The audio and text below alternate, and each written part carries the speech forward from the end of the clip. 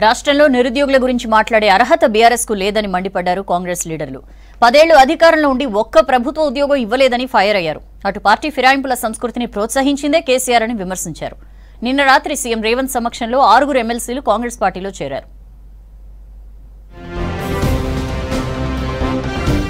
కాంగ్రెస్ లోకి వలసలు కొనసాగుతున్నాయి. బీఆర్ఎస్ కు చెందిన 6 ఎమ్మెల్సీలు కాంగ్రెస్ కండువా కప్పుకున్నారు. ఇన్ఛార్జ్ దీపాదాస్ మున్షి ఎమ్మెల్సీలను సాదరంగా పార్టీలోకి ఆహ్వానించారు.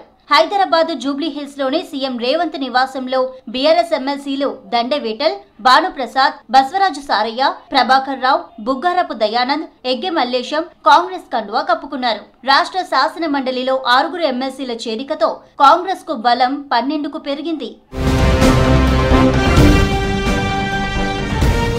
నీట్ పేపర్ లీకేజీపై సుప్రీంకోర్టు న్యాయమూర్తితో విచారణ చేపట్టాలని డిమాండ్ చేశారు కాంగ్రెస్ సీనియర్ నేత ఎమ్మెల్సీ జీవన్ రెడ్డి. గ్రేస్ మార్కులతో కొందరికి మంచి ర్యాంకులు రావడంతో కష్టపడి చదివిన విద్యార్థులు ఆందోళన చెందుతున్నారన్నారు. విద్యార్థుల భవిష్యత్తుతో కేంద్రం పెద్దలు చెలగాటం ఆడుతున్నారని ఫైర్ అయ్యారు. చాలా మంది విద్యార్థులు ఏదైతుందో ఈ పేపర్ లీకేజ్ పట్ల సుప్రీంకోర్టును ఆశ్రయించటం, వీళ్ళు ఎక్కడ సుప్రీంకోర్టు ఈ విచారణను తన పరిధిలోకి తీసుకుంటుంది అనేటువంటి ఒక భావనతోని సుప్రీంకోర్టు పరిధిలో విచారణ షిఫ్ట్ కాకుండా వీళ్ళ కేంద్ర ప్రభుత్వం తన అధీనంలో ఉండేటువంటి సిబిఐతోనే విచారణ చేపట్టిస్తుంది. అంటే విద్యార్థుల జీవితాలతో చెలగాటాలి అనేటువంటి ఒక ప్రభుత్వం మనం ఊహించి ఉండమని చెప్పంటున్నాను. మంచిర్యాల జిల్లా చెన్నూరు నియోజకవర్గంలో పర్యటించారు ఎమ్మెల్యే వివేక్ వెంకటస్వామి, ఎంపీ గడ్డం వంశీకృష్ణ. జైపూర్, భీమారం మండలాల్లో పలు అభివృద్ధి పనులకు శంకుస్థాపన చేశారు. చెన్నూరు పట్టణంలో పర్యటించి సమస్యలు అడిగి తెలుసుకున్నారు. ఆ తర్వాత తన క్యాంప్ ఆఫీసులో అటవీ శాఖ అధికారులతో సమీక్ష నిర్వహించారు ఎమ్మెల్యే వివేక్. ఒక 5 MVA ఏదైతే ఉన్నదో దాన్ని ప్రారంభించుకుని మళ్ళొకసారి ఇంకొక 5 MVA చెన్నూరులో సబ్స్టేషన్ పెట్టడము, తర్వాత రసూల్పల్లిలో 33 KVA సబ్స్టేషన్. ఇది నేను ఆల్రెడీ డిప్యూటీ సీఎం గారితో మాట్లాడాను. తొందరగా మాకు చెన్నూరు ప్రాంత నియోజకవర్గానికి ఒక 33 KVA సబ్స్టేషన్ అవసరము. కరెంటు ఒక్కొక్క ప్రాంతానికి, మామూలు గ్రామంలో ప్రాంతానికి కూడా కరెంటు రీచ్ అవ్వాలంటే దానికి తగిన ఇన్ఫ్రాస్ట్రక్చర్ చాలా అవసరము. గత 10 సంవత్సరాలు మనం చూసినాం, ఇన్ఫ్రాస్ట్రక్చర్కి పెద్ద ఇంపార్టెన్స్ ఇవ్వలేదు. ఇక్కడ ఇది అవసరమో ఇన్ఫ్రాస్ట్రక్చర్ డెవలప్మెంట్ చేద్దామని చెప్పి ఆలోచనతోటి ఇక్కడ ఏదైతే ఇనాగ్రేషన్ చేసినామో. మాజీ సీఎం కేసీఆర్ పార్టీ ఫిరాయింపులను ప్రోత్సహించారని ఆరోపించారు విప్ ఆది శ్రీనివాస్. బీఆర్ఎస్ లో ఉండలేకే రేవంత్ రెడ్డిపై నమ్మకంతో 6 ఎమ్మెల్సీలు కాంగ్రెస్ లో చేరినట్లు తెలిపారు. ఆగస్టు 15 లోపల రుణమాఫీ చేసి రైతు భరోసా ఇస్తామన్నారు. స్పీకర్ ఫార్మాట్ లో రాజీనామా చేసేందుకు మాజీ మంత్రి హరీష్ రావు సిద్ధంగా ఉండాలని సవాల్ విసిరారు విప్ ఆది శ్రీనివాస్.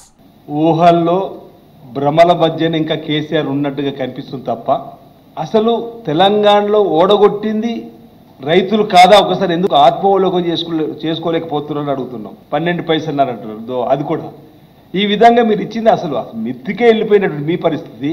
మేము వచ్చిన తర్వాత ఈరోజు రైతు రుణమాఫీ ఏకకాలం చేయాలనుకున్న ఆగస్టు 15 లోపల సుమారు 31,000 కోట్లుంటే కూడా మంత్రివర్గంలో ఆమోదం పొంది ఇచ్చేటువంటి కార్యక్రమం చేస్తుంటే ఎందుకు ఈ గగ్గోలనే మాట ఈ సందర్భంగా.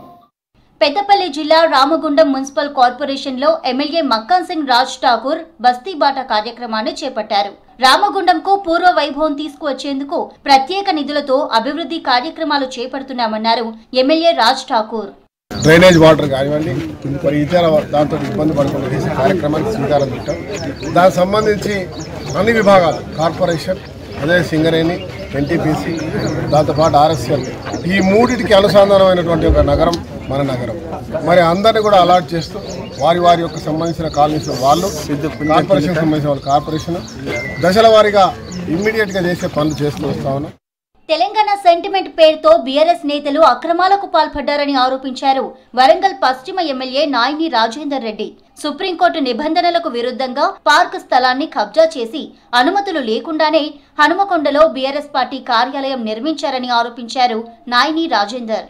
వాస్తువు బాగలేదని ఆ రోజు ఓపెనింగ్ శిలాఫలకం వేసుకొని ప్రారంభించే ముందు రోజు మాకొద్దు వేరే కాడివ్వమని లెటర్ పెట్టినరు.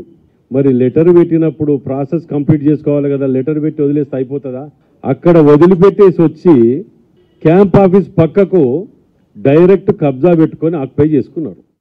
ఇక మొన్నటి వరకు బీఆర్ఎస్ నుంచి ఎమ్మెల్యేలు వరుసగా కాంగ్రెస్ పార్టీలో చేరితే నిన్న వరుసగా 6 ఎమ్మెల్సీలు హస్తం గూటికి చేరారు. దీంతో మండలిలో కాంగ్రెస్ బలం 12కు పెరిగింది.